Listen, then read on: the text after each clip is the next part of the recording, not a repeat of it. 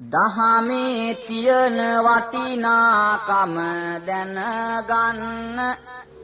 නැති වෙයි අඳුර ආලෝකය දැක ගන්න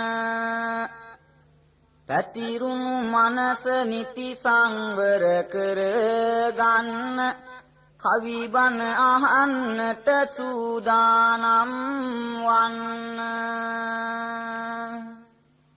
පින්වත දෙසාවන යොමු කරලන්න සංතානය සංසුන් කරගන්න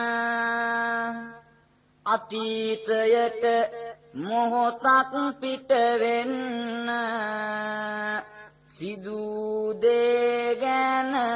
තතු දැනගන්න පින්වතුනි සියලුම